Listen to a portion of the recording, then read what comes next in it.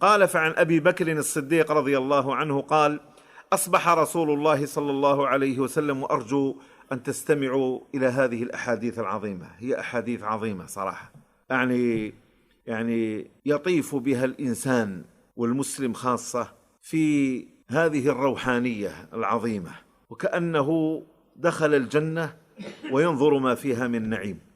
قال: فعن أبي بكر الصديق رضي الله عنه قال: أصبح رسول الله صلى الله عليه وسلم ذات يوم فصلى الغداة يعني الفجر، فجلس حتى إذا كان من الضحى ضحك رسول الله صلى الله عليه وسلم، ثم جلس مكانه حتى صلى الأولى يعني الظهر والعصر والمغرب، كل ذلك لا يتكلم، حتى صلى العشاء الأخيرة، ثم قام إلى أهله.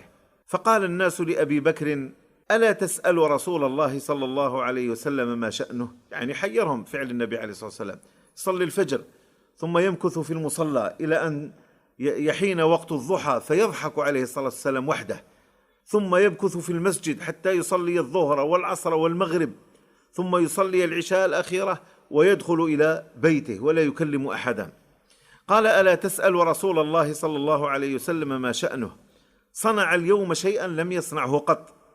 قال: فسأله فقال: نعم، عرض علي ما هو كائن من أمر الدنيا والآخرة، يعني الله تعالى عرض عليه ما هو كائن في الدنيا والآخرة. فجمع الأولون والآخرون في صعيد واحد، في ساحة واحدة، فقطع الناس بذلك حتى انطلقوا إلى آدم صلى الله عليه وسلم. وهذا لما يجتمع الأولون والآخرون، إنسهم وجنهم وكل من خلق الله عز وجل في صعيد واحد. ذكرنا في الدرس السابق أن الأرض تبدل غير الأرض التي نعرفها، فيمدها الله عز وجل مدا عظيما، فيجتمع فيها كل ما خلق الله عز وجل من إنسان وجان وحيوان وغيرهم ممن خلق الله عز وجل. قال: فجمع الأولون والآخرون في صعيد واحد فقطع الناس، يعني انقطع الرجاء عن الناس لأن مكثهم يطول. ذكرنا أن مكثهم يعني يبقون 40 سنة ينتظرون ربهم لفصل الخطاب أو فصل القضاء. قال: فقطع الناس بذلك حتى انطلقوا إلى آدم صلى الله عليه وسلم، والعرق يكاد يلجمهم، فقالوا: يا آدم، أنت أبو البشر وأنت اصطفاك الله عز وجل، اشفع لنا إلى ربك، يعني اشفع لنا حتى يفصل في القضاء بيننا وبين أعمالنا. قال: اشفع لنا إلى ربك عز وجل.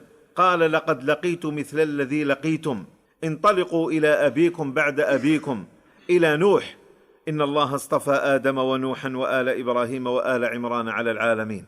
قال: فينطلقون إلى نوح فيقولون: اشفع لنا إلى ربك، فأنت اصطفاك الله واستجاب لك في دعائك، ولم يدع على الأرض من الكافرين ديارا. فيقول: ليس ذلكم عندي. انطلقوا إلى إبراهيم صلى الله عليه وسلم، فإن الله اتخذه خليلا. فينطلقون إلى إبراهيم فيقول عليه الصلاة والسلام، فيقول: ليس ذلك عندي، ليس ذلكم عندي.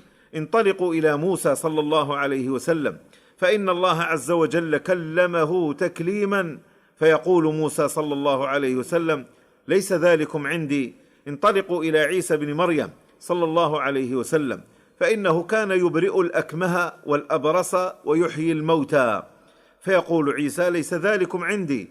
انطلقوا إلى سيد ولد آدم، انطلقوا إلى محمد صلى الله عليه وسلم، فليشفع لكم إلى ربكم عز وجل. قال: فينطلق فيأتي جبريل ربه تبارك وتعالى، فيقول الله عز وجل: ائذن له وبشره بالجنة. فينطلق به جبريل صلى الله عليه وسلم فيخر ساجدا قدر جمعة، أسبوع كامل وهو ساجد عليه الصلاة والسلام، يسأل ربه خلاص أمته، وهذا من رحمته صلى الله عليه وسلم.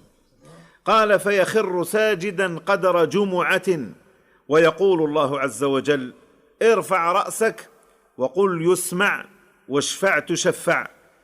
قال: فيرفع رأسه فإذا نظر إلى وجه ربه عز وجل خر ساجدا قدر جمعة أخرى، تعظيما لله تبارك وتعالى. أمر ما هوش سهل يا إخواني، هذا رب العالمين، هذا رب العالمين، وهذا رسول الله الذي يعظمه أعظم التعظيم. ما للناس لا يرجون لله وقارا، ما للناس لا يقدرون الله حق قدره. قال الله تعالى: وما قدروا الله حق قدره. قال: فإذا نظر، قال: فيرفع رأسه فإذا نظر إلى وجه ربه عز وجل خر ساجدا قدر جمعة أخرى، فيقول الله عز وجل: ارفع رأسك وقل تسمع واشفع تشفع. قال: فيذهب ليضع ساجدا، فيأخذ جبريل بضبعيه، بضبعيه يعني بعضديه، هذوما الضبعان، هذوما العضدان، نقولوا له احنا باللغة العامية اللي يعرفوها الناس الإبراء، العضدان هما الضبعان، هذوما الضبعان. قال: فيأخذ جبريل بضبعيه فيفتح الله عليه من الدعاء شيئا لم يفتحه على بشر قط، فيقول: أي رب خلقتني سيد ولد آدم ولا فخر، وأول من تشق عنه الأرض يوم القيامة ولا فخر، حتى إنه يرد على الحوض أكثر مما بين صنعاء وأيلة. ثم يقال: ادعوا الصديقين فيشفعون. ثم يقال: ادعوا الأنبياء.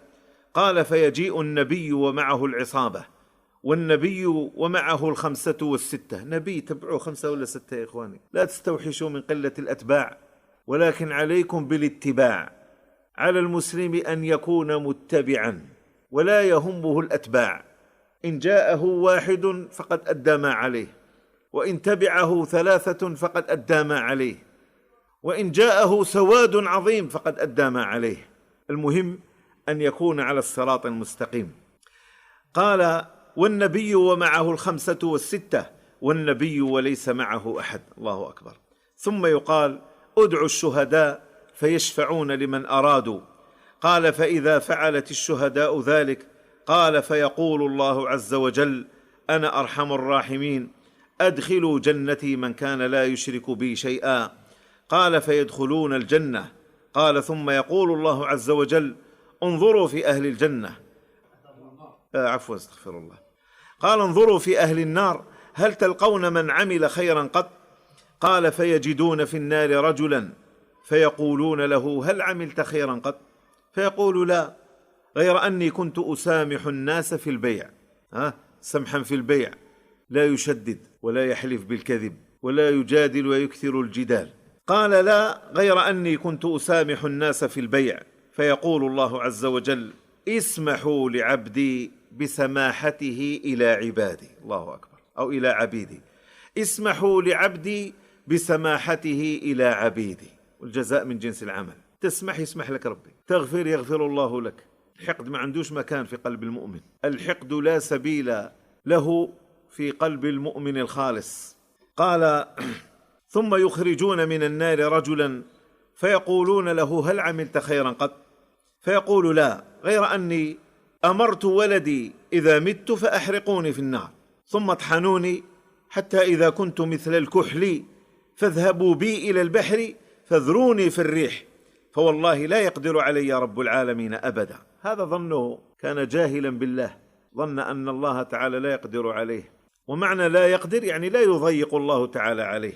قال: فقال الله عز وجل له: لما فعل ذلك؟ يعني رب العالمين لما جمع له الشتات تاعه، لأنه قال لأولاده: حرقوني، خلوني كالغبار كالكحل، كيجي يوم فيه الريح اطلقوني ويروح في البحر يتفرق في البحر، الله تعالى لا يضيق علي ولا يجمعني. فجاء به الله تبارك وتعالى يوم القيامة وجمعه وهو على كل شيء قدير سبحانه. فقال: لما فعل ذلك؟ قال: من مخافتك، يعني خوفك جعلني أقدم على هذا. قال: فيقول الله عز وجل: انظر إلى ملك أعظم ملك فإن لك مثله و10 أمثاله. الله أكبر. أعطاه الله عز وجل ملك أعظم ملك و10 أمثاله. أعظم ملك في الدنيا يعطي مثله و10 أمثاله لرجل خاف من الله عز وجل أن يعاقبه وأن يعذبه، فأمر أولاده أن يحرقوه وأن يذروا ما بقي من رماده في البحر في يوم فيه ريح عاصف. قال: فيقول: أتسخر بي وأنت الملك؟ يعني ظن العبد المسكين أن الله تعالى كالبشر، فربنا تبارك وتعالى أرحم وأعظم وأكرم سبحانه تبارك وتعالى. قال: فيقول الرجل: أتسخر بي وأنت الملك؟ قال صلى الله عليه وسلم: وذلك الذي ضحكت منه الضحى. يعني ضحك النبي صلى الله عليه وسلم من قول هذا الرجل لله تعالى: أتسخر بي وأنت الملك. وهذا الحديث أورده المصنف رحمه الله تعالى لبيان أن المؤمنين يرون ربهم يوم القيامة، وأن النبي صلى الله عليه وسلم يرى ربه، كذلك سائر المؤمنين. قال: رواه الإمام أحمد رحمه الله تعالى.